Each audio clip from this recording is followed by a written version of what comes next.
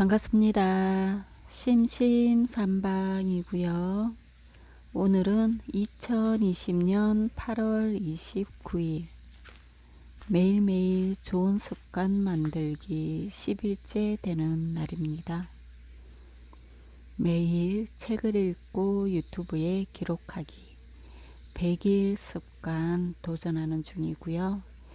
지금 제가 읽고 있는 책은 민진홍 작가님의 땡큐 파워라는 책이고요. 오늘 마지막 장인 혼자만의 성공이 아닌 함께 성장하는 감사일지에 대해서 읽어가도록 하겠습니다.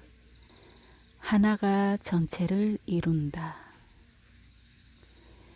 위대함은 크고 넓고 거대한 것에 있지 않다. 거대한 것의 내부는 소소한 것들을 쌓아 만든 결과물들이 이룬다. 하나가 전체를 위한 초석이 되기 때문이다.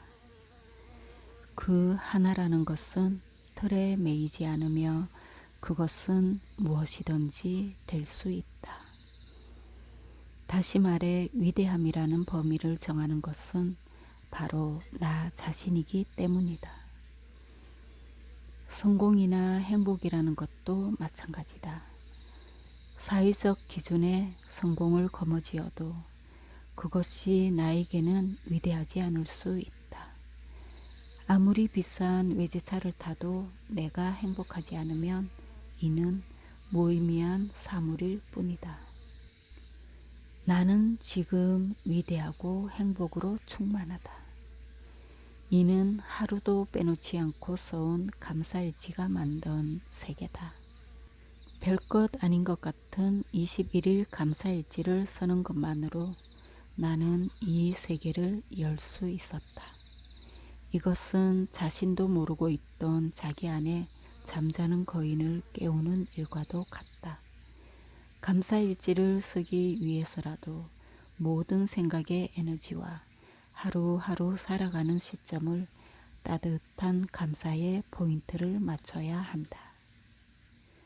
감사에 대한 몰입과 집중을 통한 21일간은 당신 안에 또 다른 자신과 조우하는 과정이다.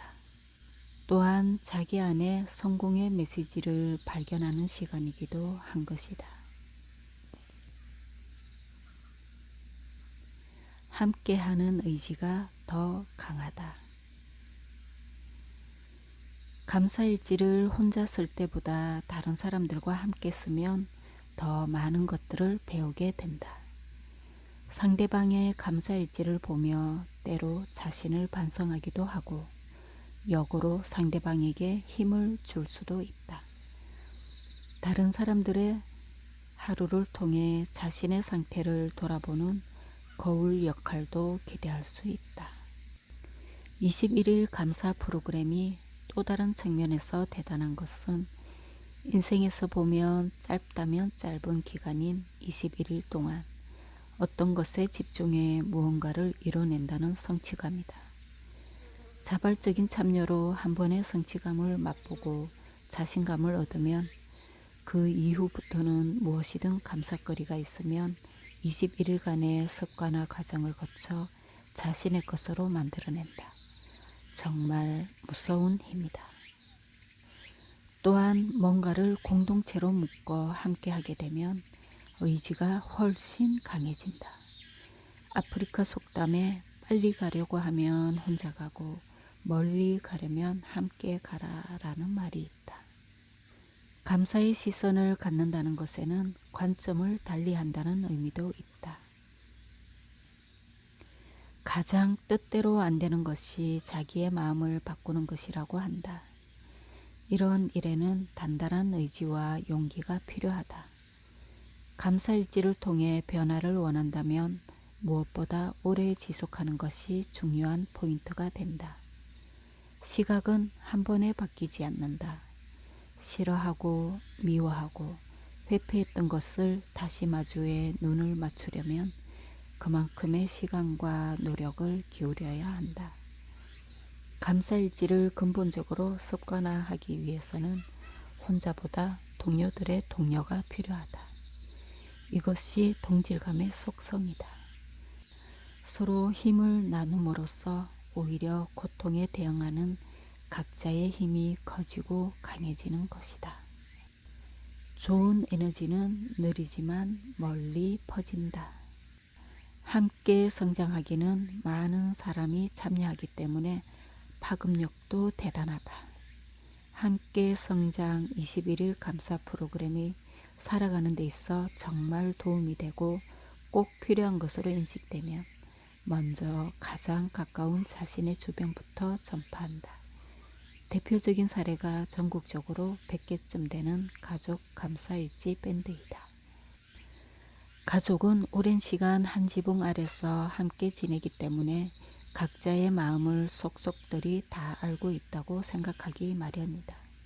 이는 오산일 뿐더러 크게 착각하고 있는 것이다. 가장 가깝기에 가장 큰 상처를 줄 수도 있는 것이 가족이다. 진정 위로가 필요할 때 오히려 상처가 되기도 한다. 서로 깊숙한 곳에 말을 꺼내놓은 적이 드물기에 무슨 생각을 하는지 알 수도 없다. 오해가 쌓이고 그렇게 쌓인 오해는 상처라는 옷으로 덧대어진다. 그래서 가족 감사일지가 필요한 것이다. 가족 구성원들은 이 장소에서 자기 속마음을 터놓으며 대화를 할 수 있다. 이것의 긍정적인 효과와 이에 대한 감사 사례들도 많이 올라오고 있다. 아무리 함께 성장 감사일지라도 자신이 부정적이고 삐딱하게 나가면 모임을 결성해도 얼마 못 가 해체되고 만다. 간절하면서도 긍정적인 에너지를 바탕으로 시작하면 주변 사람들이 스스로 모여들어 잘 운영되기 마련이다. 대체로 사람들은 관계에 반응하고 움직이기 때문이다. 당신이 감사일지를 쓰고 있다면 그것을 주변에 적극적으로 알려 더불어 성장해야 그 효과가 더 증폭된다. 좋은 에너지는 속도는 다소 느리지만 반경이 넓게 퍼지는 법이다. 그렇게 퍼진 에너지의 파장은 어떤 방식으로든 다시 내게 돌아오기 마련이다. 함께 성장하는 21일 감사일지 운영법. SNS를 활용하라. 혼자 감사일지를 쓰면 처음 마음과는 다르게 시간이 지나면서 의욕이 떨어지기도 한다. 앞서 말했듯 변화에는 어느 정도 시간과 노력이 필요하기 때문이다. 그럴 때 몇몇 마음 맞는 사람들과 함께 감사일지를 써보는 것도 좋다.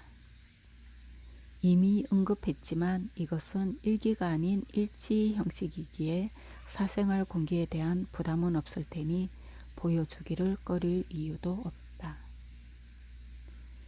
개인이 단체로 묶어서 할 때는 2개의 방을 만들면 좋다. 첫 번째로 단체 카카오톡 방을 만들어서 멤버들을 전부 초대한다.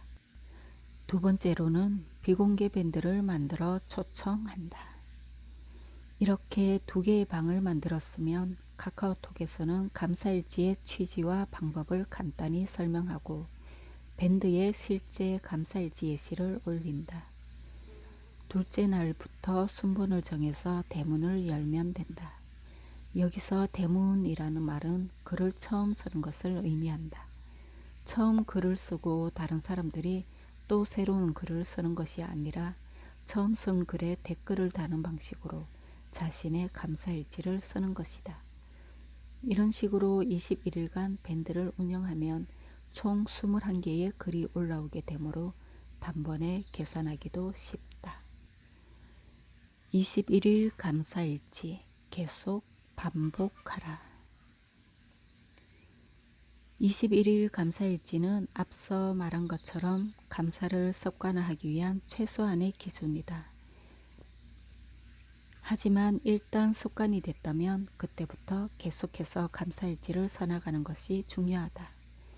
단순한 습관에서 감사하는 삶으로까지 확장해야 하기 때문이다. 그렇기에 22일 이후에도 계속해서 감사일지를 써야 하는데 나는 21일 단위로 끊어 시즌1, 시즌2로 이어갈 것을 권한다. 이렇게 하면 한 시즌이 마무리될 때마다 그 시즌 감사일지를 정리하면서 많은 것을 얻을 수 있기 때문이다. 함께하는 21일 감사일지 과정을 마치면 개인마다 느끼고 얻는 결과물은 각각 다르다. 중요한 것은 자신과 주변이 변화하는 것을 공통적으로 체험한다는 점이다. 덧붙여 유튜브에 감사나 땡큐로 검색하면 좋은 동영상이 많다. 때로 당 떨어질 때 먹는 초콜릿처럼 감사 에너지가 떨어질 때 초심을 잡는다는 의미에서 종종 영상을 보면 매우 좋다. 백문이 불여일견. 100마디 말보다 동영상 몇 개가 더 큰 힘이 될 수도 있기 때문이다. 이렇게 21일 감사일지를 함께 쓰다 보면 많은 사람의 경험과 사례가 계속 더해지면서 함께 성장이라는 가치관 아래 끊임없이 진화한다. 이 책에서 제시한 것보다 더 좋은 방법을 찾았다면 그때마다 업그레이드하는 것이 좋다. 중요한 것은 함께함으로써 더 큰 효과를 보고 함께 성장이라는 가치를 이루어 나간다는 결과이니 말이다. 생각의 노마드가 되어라. 노마드는 정착하지 않고 초원을 옮겨 다니며 사는 유목민을 뜻한다. 이 말에는 방랑자의 의미도 들어있다. 방랑자에게는 어디에도 매이지 않을 자유가 허락된다. 방랑하는 사람이 무조건 자유를 얻는 것은 아니다. 진정한 자유인은 자기가 얻은 자유를 잘 운영하고 책임질 줄 아는 사람이다. 같은 것을 보아도 어떤 사람은 불행으로 보는 반면 다각도의 시각을 가진 사람은 다르게 본다. 바로 생각하기 나름인 것이다. 단순히 불행한 일로만 보면 그에게는 변함없이 불행이 될 뿐이다. 그는 여지없이 불행하기만 할 것이다. 다른 시선을 가진 사람은 시련에 대응하는 방식이 다르다. 그런 여행을 할 수 있는 사람이라면 그 어떤 상황이 닥쳐도 그는 결코 불행하지 않다.